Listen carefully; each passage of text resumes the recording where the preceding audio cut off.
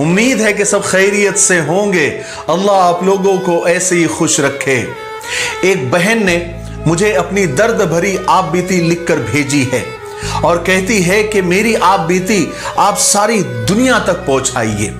मैं चाहती हूं कि मेरी कहानी से, मेरी सच्ची घटना से दुनिया के हर मर्द और औरत सबक हासिल करे, और जो मेरे साथ हुआ है मैं चाहती हूं कि दुनिया के किसी मर्द और औरत के साथ वो ना हो। वो कहती है कि शादी के कुछ सालों के बाद ही हम मियां बीवी के अंदर लड़ाइयां शुरू हो गई थी और लड़ाइयां उरूज पर थी। मैं हर वक्त अपने शौहर से लड़ा करती थी। एक दिन मैंने उन्हें खूब कड़वी कसीली सुनाई कि मैं तुम्हारे साथ पागल हो जाऊंगी, मेरी शक्ल तो देखो, भिखारन बन गई हूं, थक गई हूं मैं बस अब। मेरे शौहर मेरे पास आकर बैठे और मुझसे कहने लगे कि तुम हर वक्त लड़ती झगड़ती क्यों रहती हो, कभी तो प्यार से बात कर लिया करो मेरे साथ। मैंने उसे साइड में धक्का दिया, वो खामोश हो गया। मैं थक हार गई थी। अब मैं सोच रही थी कि अब मैं इस आदमी से तलाक ले लूंगी। मेरे 2 कजन भाई थे जो वकील थे, उन्होंने मुझे तसल्ली दी कि हम तुम्हारे साथ हैं, तुम उस कमीने आदमी से तलाक ले लो। आज मैं सोच रही थी कि जब वो घर आएगा तो मैं उसको बोल दूंगी कि मुझे तलाक दे दो। मैं इंतजार कर रही थी। वो रात 10 बजे आया, बच्चे सो रहे थे। वो सीधा दोनों बच्चों के पास गया, उनके माथे का बोसा लिया, उनके हाथों को चूमा, फिर अपने चारपाई पर जाकर बैठा और मुझे आवाज दी, शहनाज मुझे रोटी दो, मुझे भूख लगी है। लेकिन मैं करवट बदलकर लेटी रही। मैं लेटी क्या, मैं लेटने का नाटक कर रही थी। उसने मुझे फिर आवाज दी, 1 बार 2 बार 3 बार, लेकिन मैंने उसकी एक भी नहीं सुनी। मैं चुप रही। वो मेरे पास आया, मुझे देखा तो मैंने अपनी आंखें बंद कर ली। वो मुझ पर कंबल डालकर बोला कि शायद थक गई है, सारा दिन काम करती रहती है इसलिए सो गई होगी। वो खुद किचन में गया, खाना देखने लगा, लेकिन खाने के लिए कुछ भी बना हुआ नहीं था। उसने एक प्याली में नमक मिर्च डालकर उसमें थोड़ा सा पानी मिलाकर सूखी रोटी के साथ खाने लगा। मैं ये सब देख रही थी। मैं दिल में नफरत से सोचने लगी कि ये कुत्ता मर भी नहीं जाता, ये जिंदा क्यों है। वो खाना खाकर सो गया। दूसरे दिन सुबह सुबह ही हम किसी बात पर झगड़ने लगे। मैंने गुस्से में उससे कहा कि बस मुझे अब तलाक चाहिए, मैं अब बर्दाश्त नहीं कर सकती क्योंकि मैं थक गई हूं। और गुस्से में मैंने उसके कपड़े भी फाड़ दिए। वो तलाक का नाम सुनते ही बिल्कुल चुप हो गया, जल्दी से कपड़े चेंज करने लगा, बाहर बाइक पर बैठकर कहीं जाने लगा। मैंने उसे चिल्लाकर कहा कि अल्लाह करे कि तू मर जाए, मेरी जान तुझसे छूट जाए। वो बाइक बाहर खड़ी करके कमरे में गया और किसी कॉपी पर कुछ लिखा और फिर चला गया। मैं उसे मुसलसल गालियां दिए जा रही थी। मैं रो रो कर थक गई थी और लगातार मैं उसे बद्दुआएं दे रही थी, क्योंकि मैंने इरादा कर लिया था कि अब इस इंसान के साथ मुझे नहीं रहना है। बस 2-4 घंटे ही गुजरे थे। मैं मैके जाने की तैयारियां कर रही थी। मैंने बच्चों को भी साथ ले लिया था। इतने में गली में एक शोर सा बरपा हुआ। मैं तो रो ही रही थी। हमारे दरवाजे पर दस्तक हुई। मैंने दरवाजा खोला तो पूरा गांव चारपाई उठाए हुए मेरे दरवाजे के सामने खड़ा था। मैं हैरान थी कि ये क्या हुआ। इतने में एक लड़का फोन पर बात कर रहा था और सामने वाले से कह रहा था, यार अकबर का एक्सीडेंट हो गया और वो मर गया है। ये सुनते ही जैसे मुझ पर कयामत आकर गिरी। मैं दम बखुद हो गई, साकित हो गई। चारपाई सहन में रखी गई। सब लोग कब्र खोदने की बात कर रहे थे। कुछ जनाजे का टाइम देखने लगे थे। मस्जिद में ऐलान होने लगा था और अकबर मेरे सामने चारपाई पर लेटा हुआ था। अरे कौन यकीन करे कि मेरा अकबर मर चुका है। मैं चीखने और चिल्लाने लगी कि अकबर उठ जाओ, उठ जाओ अकबर, मैं तुमसे कुछ नहीं मांगती, मुझे कुछ नहीं चाहिए, मैं अब तलाक की बात भी नहीं करूंगी।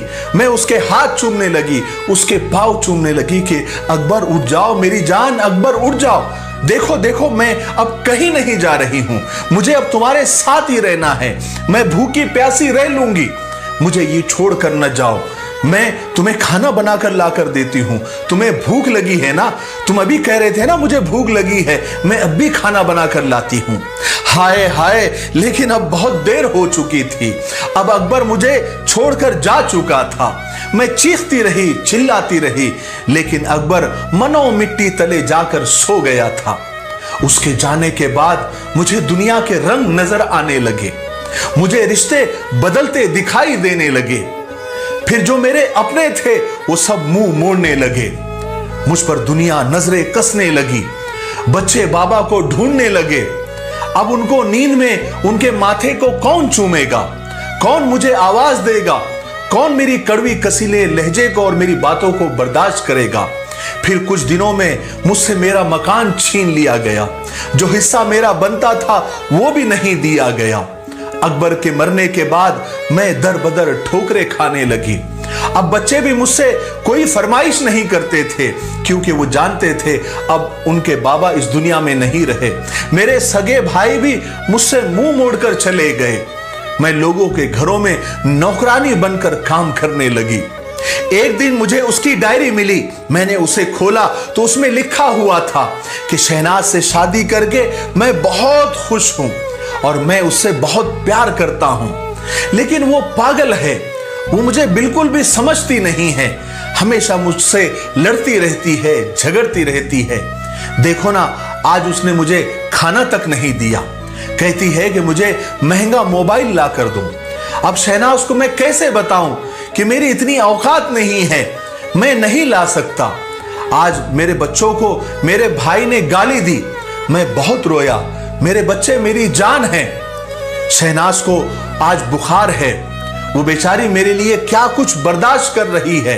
अल्लाह ने चाहा तो एक दिन हमारे हालात बदल जाएंगे, फिर मैं शहनाज को दुनिया की हर खुशी दूंगा। अब वो मुझे खाना तक नहीं देती, मैं जानता हूं वो मुझसे नाराज है।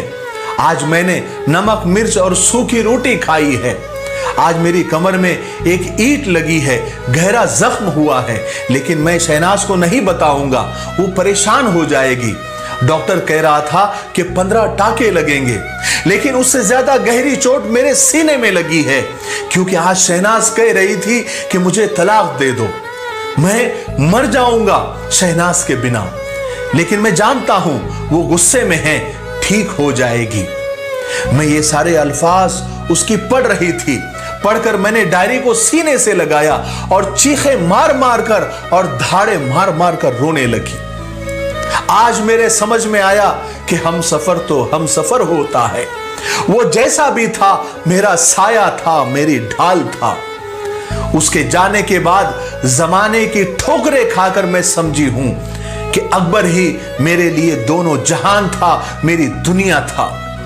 आज मैं थक हार कर घर आती हूं, अब मैं टूट चुकी हूं, बस बच्चों के खातिर जिंदा हूं, वरना मैं कब की खत्म हो गई होती। मैं खुद को कोसती हूं कि क्यों मैं अकबर के साथ लड़ती थी, झगड़ती थी, क्यों उसको सताती थी, क्यों मैं लोगों का देख देख कर मैं बड़े बड़े ख्वाब देखती थी, बड़े बड़े डिमांड करती थी। वो मेरे साथ था तो मैं आज महसूस करती हूं कि मैं शहजादी थी और शहजादी की तरह जिंदगी गुजार रही थी। क्या मैं बख्शी जाऊंगी? क्या मुझे अल्लाह ताला माफ करेगा? मुझे अफसोस है कि मैं मुश्किल वक्त में उसका सहारा, उसकी हिम्मत नहीं बन सकी। मैं लालची और मतलब परस्त हो गई थी।